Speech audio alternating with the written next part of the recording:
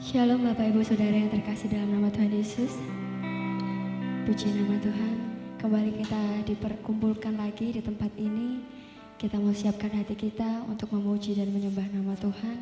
Saya yakin dan percaya Bapak Ibu diberkati lebih-lebih dari Tuhan. Amin. Saya mau ngajak Bapak Ibu buat bangkit berdiri. Saya ngajak Bapak Ibu buat bangkit berdiri. Kita mau siapkan hati kita untuk memuji dan menyembah Tuhan. Kita mau nyatakan syukur kita kepada Tuhan, nyatakan pujian kita kepada Tuhan dengan segenap hati. Pujian dan syukur kami kuberikan kepadamu Tuhan. Saya mau ajak Bapak Ibu untuk kita sama-sama berdoa. Tuhan, kami bersyukur buat kebaikan-Mu, buat penyertaan-Mu, buat kasih setia-Mu Bapa. Sampai hari ini kami ada hanya karena kemurahan-Mu Tuhan. Pagi hari ini kami bersyukur, kami akan membuka hati kami untuk beribadah kepadamu, untuk menyembah Engkau Tuhan dengan segenap hati, dan menyatakan pujian kami tulus hanya kepada Yesus. Engkau jamah satu persatu Tuhan setiap jemaat-Mu, hamba-hamba-Mu, pelayan-pelayan-Mu, biarlah apapun yang kami kerjakan, apapun yang kami lakukan, semuanya hanya untuk kemuliaan nama-Mu saja Tuhan. Di dalam nama Tuhan Yesus, haleluya. Amin.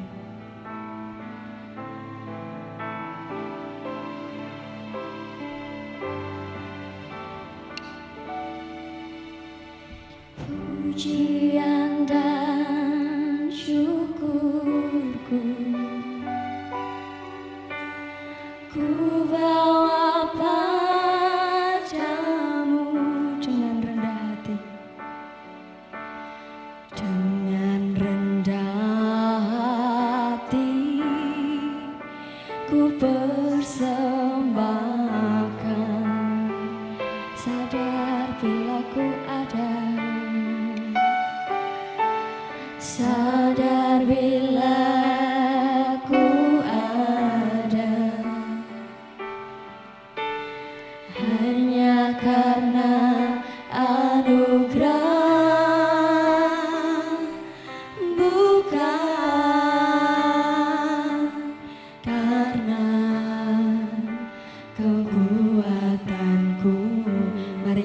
Pujian kita kepada Tuhan.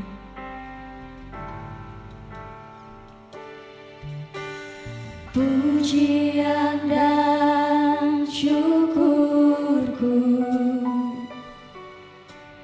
ku bawa padamu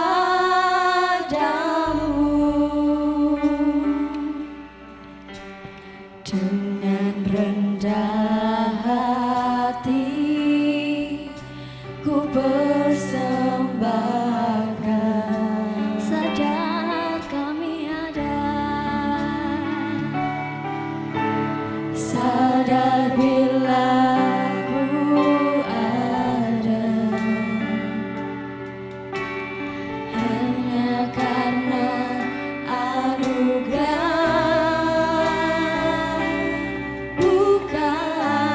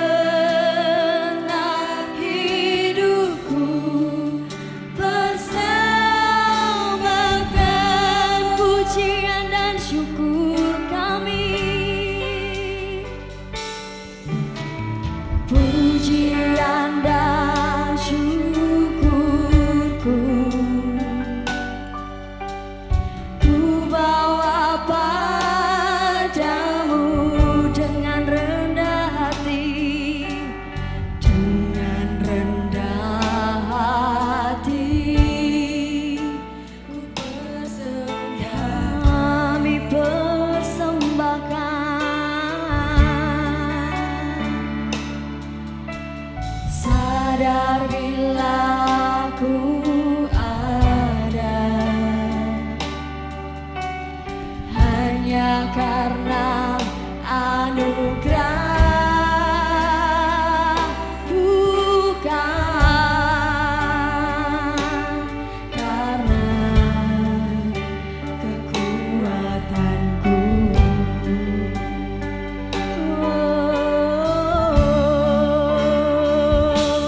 Ku tahu hidupku adalah penyembahan.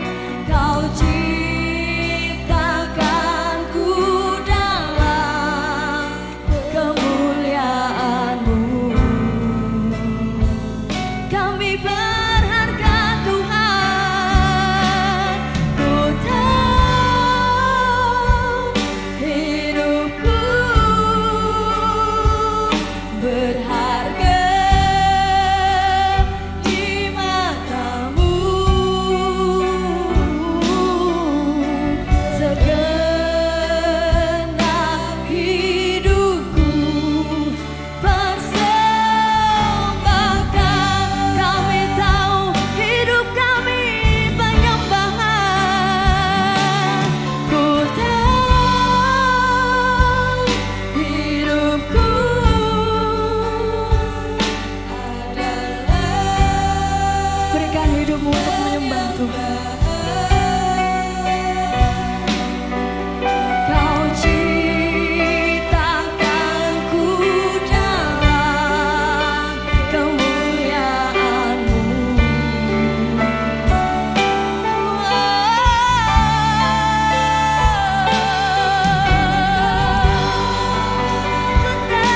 Kami berharga,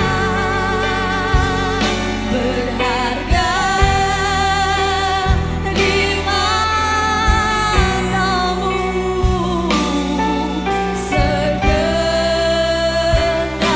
hidupku persembahkan. Mari nyatakan, mari serahkan hidupmu.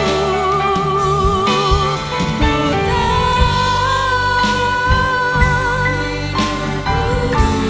kami mau menyerahkan Tuhan hidup kami kepada Yesus. Kau ciptakanku dalam kemuliaan-Mu.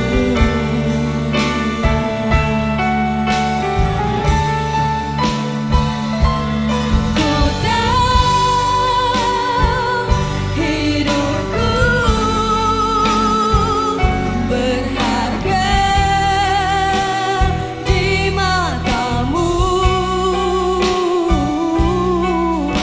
Segenap hidupku persembahkan. Sekali lagi nyatakan dengan iman bahwa hidup kita adalah penyembahan. Ku tahu hidupku, yes Lord, adalah penyembahan. Kau ciptakanku dalam kemuliaan. Kami bersyukur dikasihi oleh-Mu Bapa.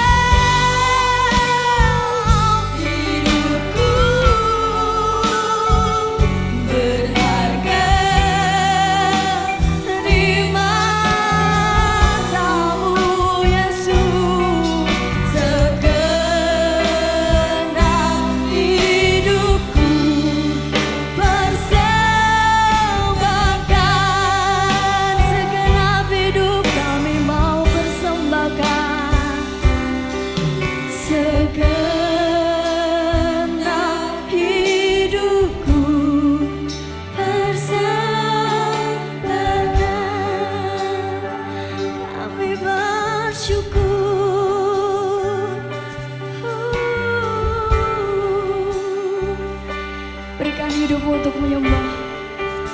Nyatakan penyembahanmu, nyatakan syukurmu, nyatakan korban yang harum hanya untuk Tuhan. Persembahkan hidupmu hanya untuk Tuhan. Kami bersyukur, terima kasih Tuhan, buat anugerah-Mu, buat pengorbananmu, buat kuasa-Mu Yesus. Kami berterima kasih Tuhan. Haleluya.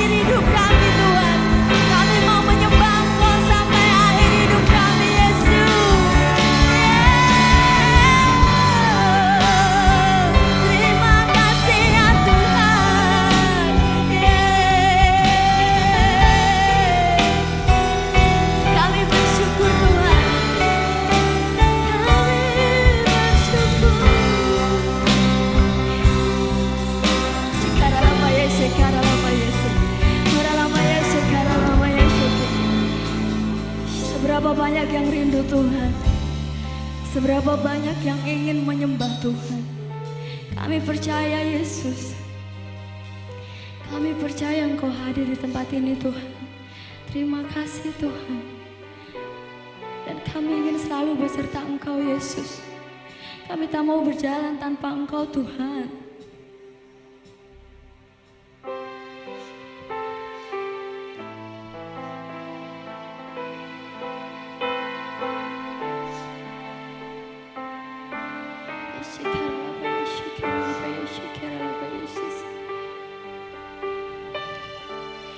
Bila Engkau tak besertaku,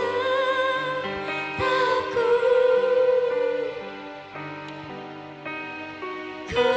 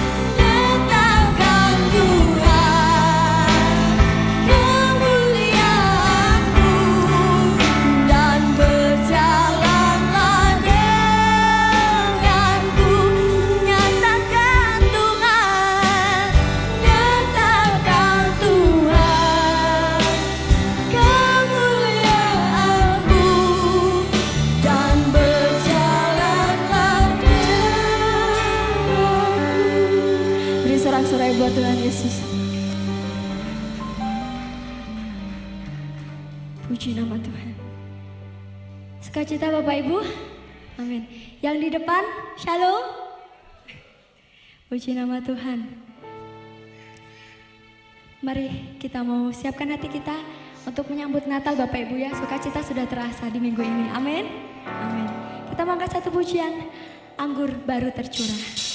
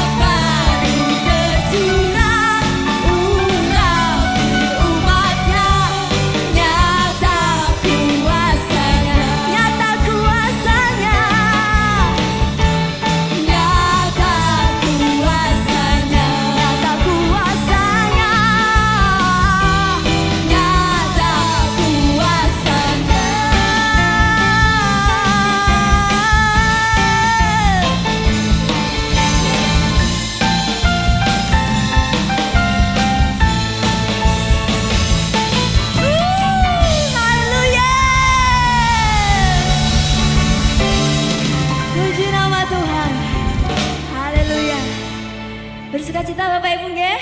Sudah berkeringat, amin. Amin. Tiba saatnya kita mau mendengarkan firman Tuhan. Dan saya percaya jemaat GKB Sejahtera ini bukan hanya mendengarkan firman Tuhan tetapi melakukannya, amin. Kita siapkan hati kita. Kita mau nyatakan bahwa kita mengasihi Tuhan Yesus lebih dari apapun.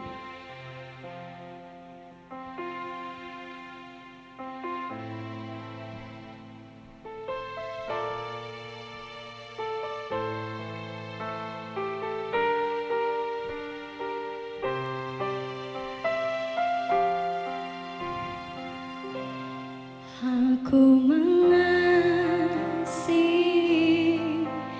Engkau Yesus dengan segenap hatiku. Mari nyatakan, aku mengasihi Engkau Yesus dengan segenap jiwamu. Aku mengasihi Engkau Yesus dengan segenap hatiku. Nyatakan dengan penuh kasih. Aku mengasihi Engkau Yesus dengan segenap jiwaku. Ku renungkan firman-Mu siang dan malam. Ku pegang perintah-Mu dan ku lakukan. Engkau tahu ya Tuhan, tujuan hidupku hanyalah untuk menyenangkan hati-Mu.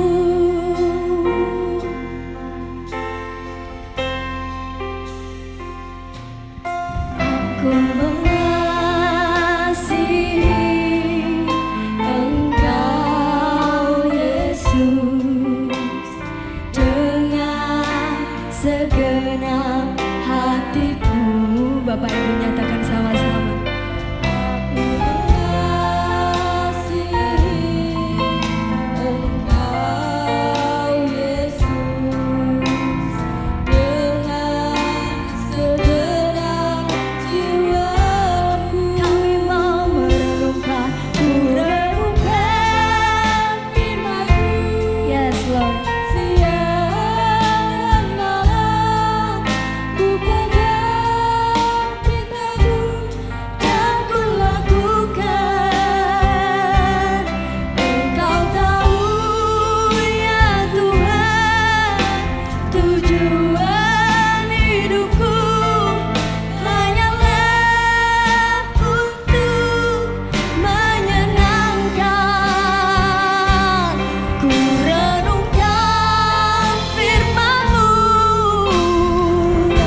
Kepada hambanya yang menyampaikan firman, persilakan. Ku pegang perintah-Mu dan ku lakukan. Engkau tahu ya Tuhan, tujuan hidupku hanyalah untuk menyenangkan hati-Mu. Menyenangkan hati-Mu. Terima kasih Bapak, kami bersyukur. Demikian kerinduan kami Bapak. Hanya satu kerinduan kami, hanya menyenangkan hati-Mu. Mari Tuhan, biarlah Engkau menjamah setiap kami, mengurapi setiap kami. Sebentar kami akan belajar akan kebenaran firman-Mu. Mari Bapak, roh hikmat dan pewahyuan surgawi turun atas kami.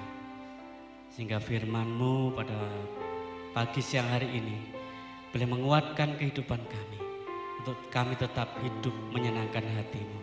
Terima kasih Bapak, kami bersyukur dan kami sambut firman-Mu hanya di dalam nama Yesus. Haleluya. Amin. Silakan duduk Bapak Ibu. Shalom.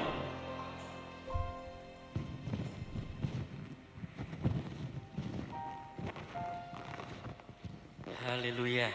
Ya, puji Tuhan. Bapak Ibu yang dikasih Tuhan, ini bulan apa ya? Desember. Biasanya kalau Desember itu sudah dikenal ya di mana-mana bahwa bulan Desember adalah bulan Natal, betul?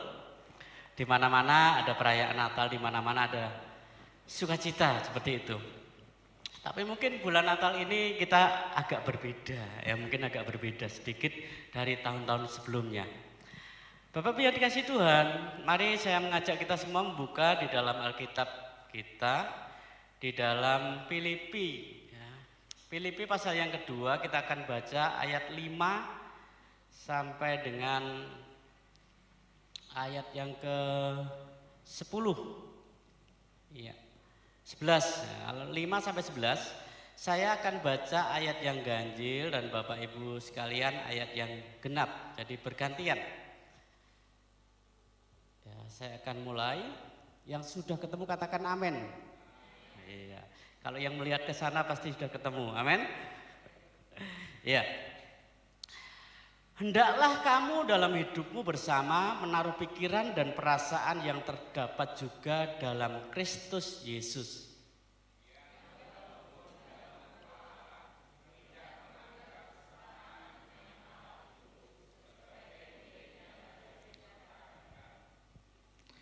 Melainkan telah mengosongkan dirinya sendiri dan mengambil rupa seorang hamba dan menjadi sama dengan manusia.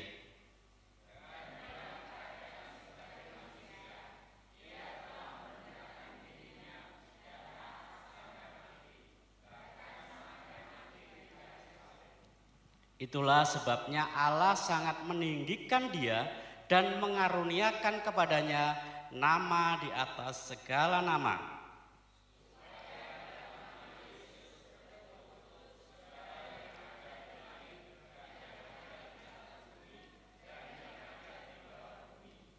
Dan segala lidah mengaku Yesus Kristus adalah Tuhan bagi kemuliaan Allah Bapa. Amin. Bapak Ibu yang dikasih Tuhan, kalau kita berbicara tentang Natal, ya identik dengan yang namanya Natal itu kan dari bahasa Portugis ya, nggak salah. Natal itu artinya adalah lahir, ya. Dalam bahasa Portugis, ya. Jadi Natal itu artinya adalah lahir. Maka kalau berbicara Natal pasti berbicara tentang kelahiran, ya. Karena Natal sendiri artinya memang lahir dalam bahasa Indonesia. Kalau dalam bahasa Arab, kalau nggak salah saya baca di Google ya, itu pakai kata maulid, mulut nih bahasa Jawa ya, maulid, nah, kelahiran atau lahir. Bapak Ibu yang dikasih Tuhan, mendasari bahwa di bulan Desember ini adalah bulan-bulan Natal, di mana gereja-gereja ya di seluruh penjuru dunia ini, bumi ini ya, pasti dengan cara ya yang berbeda-beda, dengan situasi yang berbeda-beda, pasti memperingati yang namanya Natal. Ya, biasanya kalau di Indonesia atau di Jawa khususnya ya, yang saya tahu misalnya di Pati, mulai tanggal 1 Desember gitu sudah ya, gereja-gereja sudah merayakan perayaan Natal. Nah, tetapi sekali lagi bahwa kalau bulan ini atau tahun ini mungkin kita akan merayakan Natal dengan cara yang berbeda, ya. Apalagi ya di tengah-tengah situasi dan kondisi yang sekarang ini memang demikian. Tidak hanya di tempat kita, tidak hanya di Indonesia, tapi mendunia situasinya memang situasi apa? Pandemi, ya. Tetapi tidak mengurangi daripada makna dan arti di mana kita merayakan Natal, ya, tentang karena Natal itu berbicara tentang kelahiran Tuhan Yesus, ya.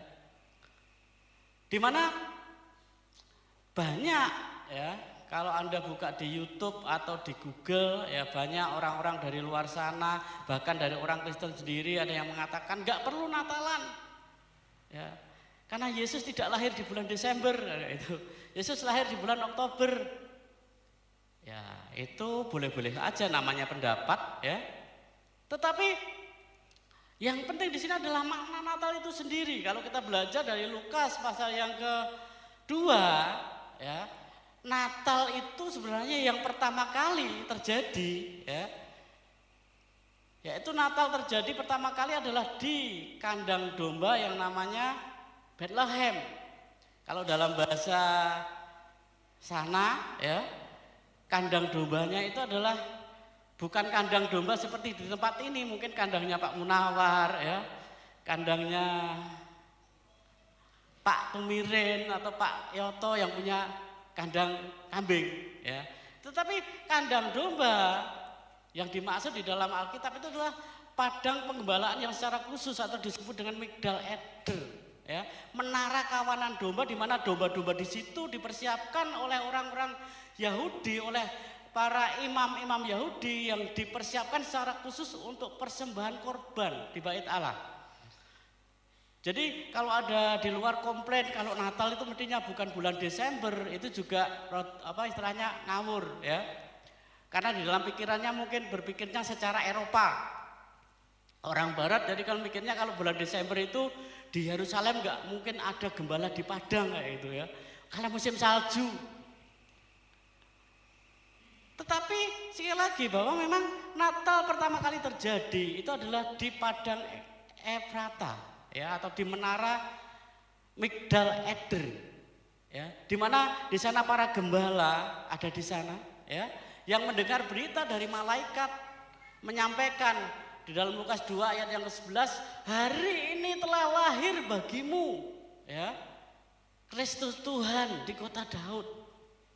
Berita dari surga. Jadi kalau hari ini ya, hari-hari ini kita memperingati Natal, sebenarnya ada orang yang mengatakan kalau Natal itu tradisi ya, nggak ada di Alkitab yang istilahnya menyuruh perintah untuk merayakan Natal, nggak ada di Alkitab, itu nggak ada. Tapi saya garis bawahi bahwa Natal itu kalau kita berbicara tentang tradisi adalah tradisi surgawi. Amin. Tradisinya adalah tradisi surgawi, karena yang merayakan Natal pertama kali adalah siapa? Gembala-gembala dan para malaikat. Kita lihat aja di dalam Lukas pasal yang kedua ayat yang ke-11, 11, 12, 13 ya. Hari ini telah lahir bagimu juru selamat, yaitu Kristus Tuhan di kota Daud. Dan inilah tandanya bagimu, kamu akan menjumpai seorang bayi dibungkus dengan kain lampin terbaring di dalam palungan. Dan dikatakan tiba-tiba tampaklah bersama-sama dengan malaikat itu sejumlah besar bala tentara surga yang memuji Allah, katanya, kemuliaan bagi Allah di tempat yang maha tinggi dan damai sejahtera di bumi di antara manusia yang berkenan kepadanya. Ya. Jadi perayaan Natal itu adalah perayaan surgawi. Amin. Tradisi dari mana? Ya, ada orang yang berpendapat bahwa Natal itu tradisi dari Romawi. Ya. Peringatan Dewa Matahari tahun 300 ya, kira-kira 350-an Masehi. Padahal matahari sudah ada sejak penciptaan, betul? Masa dewanya lagi lahir tahun 300 ya itu. Ya. Ada lagi Natal itu dari budaya kafir. Ya. Budaya kafir karena Natal dengan lampu-lampu lilin. Sehingga kalau Natal itu kan biasanya pohon apa? Buat pohon apa? Pohon Natal atau pohon terang? Ya wis lah, tergantung sing ngarani pohon Natal atau pohon terang karena itu ya, terserah. Terus di atasnya, di puncaknya biasa dikasih apa? Gambarnya apa biasanya yang paling banyak di pohon Natal ya? Bintang. Ya. Ya, silakan saja karena itu ingin menggambarkan orang Majus yang dari timur dituntun oleh bintang sehingga sampai ke Yerusalem, betul ya? Kisahnya kan demikian. Tapi apakah bintangnya cedak gitu di atas pohon cemara? Enggak, Bapak Ibu ya. Karena ahli perbintangan itu melihat bintang di langit jauh di atas sana, tetapi ya tepat posisinya adalah di atas kota Bethlehem. Ya. Sehingga orang Majus yang dari timur itu, kalau di dalam Alkitab orang Majus itu diperkirakan adalah dari daerah Babelonia, Asyur atau sekarang Irak, ya Pak ya. Daerah Irak bisa melihat bintang yang ada di Yerusalem. Ya. Karena bintangnya tidak di atas pohon cemara Bapak Ibu, ya. Bintangnya ada di langit di atas. Tapi itu merupakan tanda, ya. Tetapi sekali lagi kalau berbicara tentang Natal dengan hiasan lampu lilin, ya, kalau dasarnya apa yang di dalam Alkitab Yohanes 10 Tuhan Yesus mengatakan aku terang dunia, ya. Itu bertepatan dengan hari apa? Tradisi Yahudi ada yang namanya hari raya Hanukkah, hari raya terang, di mana hari raya itu adalah memperingati hari di mana bait suci ditabiskan. Nah, Anda kalau melihat di dalam Alkitab ada pentabisan bait suci, ya, di mana Yesus berjalan-jalan di Rabi Salomo, ya, di bait suci. Berita apa?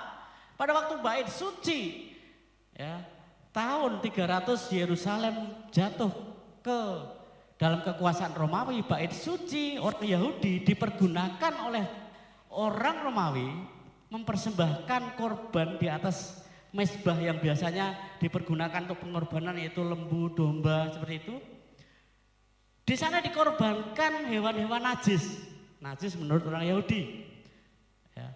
Tapi kemudian pada tahun, ya saya anggap kurang lebih seperti itu, ya, namanya sejarah, 164 atau 167 sebelum Masehi, ya, jadi sebelum Tuhan Yesus lahir, yang namanya, ya, di Alkitab kita nggak ada, tapi kalau di Alkitab Katolik ada, namanya Kitab Makabe, ya, Yosua Makabi, itu memberontak kepada orang Romawi dan berhasil memenangkan bait suci, kembali menguasai bait suci, kemudian bait suci itu dikuduskan. Dan dalam pengudusan bait suci terjadi mujizat. Lampu yang di bait suci, ya, lampu itu yang seperti kalau kita nyalakan kayak gitu, ya. Kalau Natal kan menyalakan lampu lilin kayak gitu, tapi itu lampu yang menggunakan minyak. Bisa menyala, ya biasanya hanya sehari, tapi waktu itu menyala selama 8 hari. Nah, sehingga peristiwa itu terus tahun demi tahun diperingati dengan yang namanya Hari Raya Cahaya oleh orang Yahudi, sehingga mungkin hari-hari ini disebut Natal Yahudi kayak gitu, ya. Nah, kenapa gereja bisa adopsi itu? Kebetulan, menurut saya kebetulan, tapi itu pasti kehendak Tuhan. Yesus lahirnya bertepatan dengan hari raya Hanukkah tadi. Dalam kalender Masehi, ya, dikasih tanggal, kalender Masehi, kalender Gregorian, karena sebelum itu kalendernya belum disebut Masehi, ya. Kalender Gregorian yaitu yang ada bulan seperti yang kita anut sekarang. Desember tanggal 24-25 itu bertepatan dengan kalender Yahudi, yaitu 24-20 Desember bulannya Kislev, hari raya cahaya tadi. Sehingga, ya, kalau Natal kemudian orang percaya, orang Kristen sama orang Yahudi ameh podo menyalakan apa? Lampu.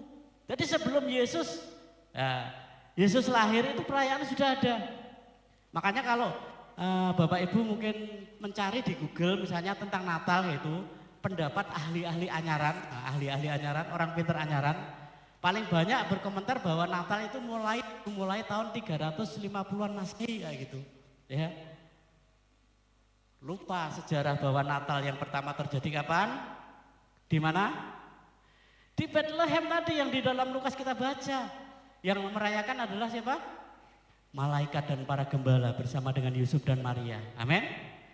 Sehingga saya katakan Natal bukan tradisi kafir, bukan. Tapi justru Natal itu adalah tradisi surgawi. Amin. Tradisi surgawi. Sehingga kalau kita memperingati Natal, yang harus utama dipersiapkan adalah apa? Hati. Kita kembali ke Filipi, ya. Yesus yang walaupun dalam rupa Allah tidak menganggap kesetaraannya itu dengan Allah sebagai milik yang harus dipertahankan. Artinya Yesus yang adalah memiliki apa? Yesus yang adalah Allah di dalam surga yang mulia, tetapi dia dengan rendah hati mengosongkan dirinya, ya. Bahkan mengambil rupa menjadi seorang apa? Sama dengan manusia. Dari firman inkarnasi menjadi daging. Nah, inkarnasi Bapak Ibu, ya, itu kata yang terjemahannya ya merubah bentuk, ya, tapi esensinya masih tetap sama. Kalau ketan jadi tetel, apa ya? Lainnya tetel apa? Berubah bentuknya ya. Ketan jadi lemper, acek ketan ya. Rasanya ya tergantung bumbune Pak pada itu ya. Yesus yang firman berinkarnasi, dalam bahasa Arab nuzul, dari firman menjadi manusia. Mengosongkan dirinya. Nah, ini yang harus kita teladani, di mana kalau kita merayakan Natal ya, kita belajar berbicara tentang hati. Amin. Natal berbicara tentang kelahiran. Kalau tadi di awal saya mengatakan bahwa Natal memang artinya adalah lahir. Tetapi ya, sekali lagi kelahiran Yesus ya. Di slide saya pertama Mas Tio ada. Kelahiran Yesus yang tadi lahir di kandang domba itu bukan suatu kebetulan Bapak Ibu, ya, bukan suatu kebetulan. Kenapa? Karena Yesus lahirnya ya di ya, namanya ya, seperti ini kira-kira ya. Duh, gelap. Lampunya bisa Pak Narman diklik. Oh, bukan di sana, Pak Jamal yang di sini ternyata yang padang. Yang diterang ya. Di Migdal Eder ya. Migdal Eder itu tempatnya domba-domba dipelihara, dipilih yang istilahnya domba-domba pilihan yang untuk korban di bait suci, ya Migdal Eder. Kenapa Yesus lahirnya di sana? Ya. Natal itu lahir, betul? Ya, Natal lahir. Tapi kenapa di Migdal Eder? Di tempat domba-domba yang harus dikorbankan. Karena sekaligus kelahiran Yesus, ya. Kelahiran Yesus atau Natal, peristiwa di Migdal Eder bukan hanya berbicara tentang Natal, tapi juga sekaligus menjadi tanda bahwa Yesus nantinya akan menjadi pengganti daripada domba-domba di sana. Sehingga dalam Yohanes, ya, pada waktu Yohanes melihat Yesus, ya, Nabi Yohanes, pada waktu melihat Yesus dia mengatakan, itulah domba Allah, itulah anak domba Allah yang akan menghapus dosa dunia. Jadi berita Natal sekaligus gandeng dengan berita tentang kematian Tuhan Yesus. Amin. Jika di dalam kitab Filipi pasal yang kedua tadi, di mana firman berinkarnasi menjadi manusia, ya. Untuk apa? Untuk menebus dosa. Lah, kapan waktunya? Ya, pada waktu Yesus disalib di atas kayu salib. Makanya berita Natal yang pertama, berita sukacita mungkin dihubungkan dengan pesta, tapi di sisi lain berita sukacita adalah hubungannya adalah dengan penebusan di dalam Kristus Yesus. Amin. Jadi kalau ada orang yang mengatakan, wah nggak perlu Natalan, Paskah saja, ya, yang diperingati Paskah saja, Natal nggak usah diperingati, ya nggak cocok, Bapak Ibu, betul ya? Nggak akan ada Paskah kalau nggak ada Natal, betul? Kan begitu, ya. Kalau Yesus tidak lahir, dia juga tidak akan disalib. Bapak Ibu yang dikasih Tuhan, jadi merendahkan diri, bahkan sampai mengosongkan dirinya, ini adalah sikap di mana yang dimiliki oleh Tuhan Yesus. Dan hari ini, mari kita belajar, ya, mengosongkan diri kita, ya, dalam 1 tahun ini, ya, kita renungkan apa yang sudah terjadi dengan kehidupan kita, ya, kita mengkoreksi hati kita, ya. Apa-apa yang Tuhan sudah kerjakan di dalam kehidupan kita dan apa yang sudah kita kerjakan untuk Tuhan selama setahun ini. Jadi Natal sebagai koreksi, ya, kehidupan kita. Kalau ada pesta seperti biasanya, yo silahkan aja lah, namanya sukacita ya dilengkapi dengan pesta. Tapi tinggal lihat situasi dan kondisi. Maknanya bukan di pesta itu, maknanya adalah sukacita. Anggur baru, nah, seperti tadi pujian. yang dicurahkan oleh Tuhan, anggur yaitu sukacita dalam hati kita. Amin. Itu yang utama. Kalau masalah hadiah-hadiah, wes terserah ya. Monggo, yang mau yang mana. Bapak Ibu yang dikasih Tuhan. Yang kedua, ya Yesus mengosongkan dirinya, mengambil rupa menjadi seorang hamba sehingga mati di kayu salib. Nah, ini yang ingin saya sampaikan. Kadangkala kita ya sudah seringkali mendengar firman Tuhan ya. Bahkan kalau jujur misalnya hamba Tuhan atau pendeta, ya kebetulan sih kalau di sini pendetanya ada 3, yang kadang juga ada pemberita firman Tuhan yang selain pendeta juga ada ya. Saya pernah ada teman yang keluh kesah ya. Satu-satunya pendeta melayani kayak gitu. Kadang dalam persiapan khotbah secara manusia nek golek judul Bapak Ibu ya, golek judul secara manusia loh ini. Itu bingung. Bingungnya piye? Ambil ini kayaknya kemarin sudah ya. Ambil yang ini kemarin sudah ya. Maaf. Iya. Sehingga firman Tuhan yang sering kali kita dengar, sering kali kita baca, biarlah itu benar-benar menjadi kekuatan dalam kehidupan kita, hidup dalam hati kita. Ya. Yesus yang sudah rela mati untuk kita, menebus kita, ya, itu menjadi nyata di dalam kehidupan kita. Ya. Menjadi nyata di dalam kehidupan kita, tidak hanya ya setiap saat kita memperingati, kalau hari Minggu kemarin kita memperingati apa? Kematian Tuhan Yesus.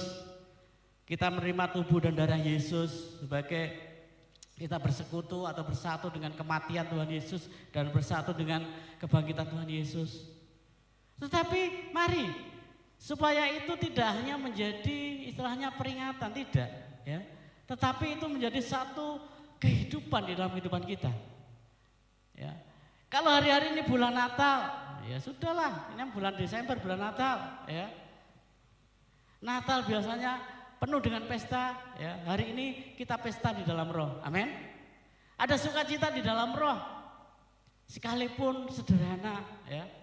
Sekalipun nanti, ya wes apa adanya lah. Kita Natalan tiap hari, amin. Tidak harus nunggu bulan Desember, ya. Artinya ada sukacita setiap hari. Kalau peringatan ya memang Natal itu ya Desember itu saja, ya tanggal 25, ya 24 atau 25. Tetapi sekali lagi, biarlah suasana Natal, bulan-bulan Natal itu senantiasa ada di dalam kehidupan kita. Amin. Ada sukacita, ya. Dan sukacita itu Bapak Ibu, ya sekali lagi, kalau sukacita itu meluap di dalam hati kita, ya, itu ada tanda-tandanya. Amin. Tandanya orang yang sukacita itu biasanya nopo? Yang paling gampang ya mesam-mesam guyu, betul? Yang penting orang guyu dewi. Ya, yang penting mboten guyu piyambak. Ya. Jadi Natal itu berbicara kelahiran, tapi juga dia berbicara tentang kematian Tuhan Yesus di atas kayu salib, di mana dia menebus kita dari segala dosa kita.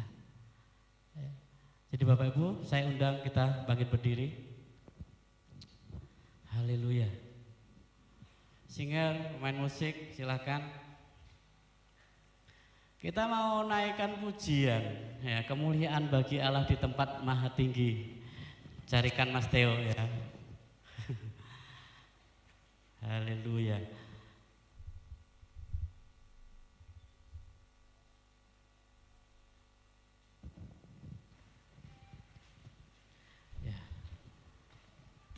Kita melakukan segala sesuatu Bapak Ibu ya.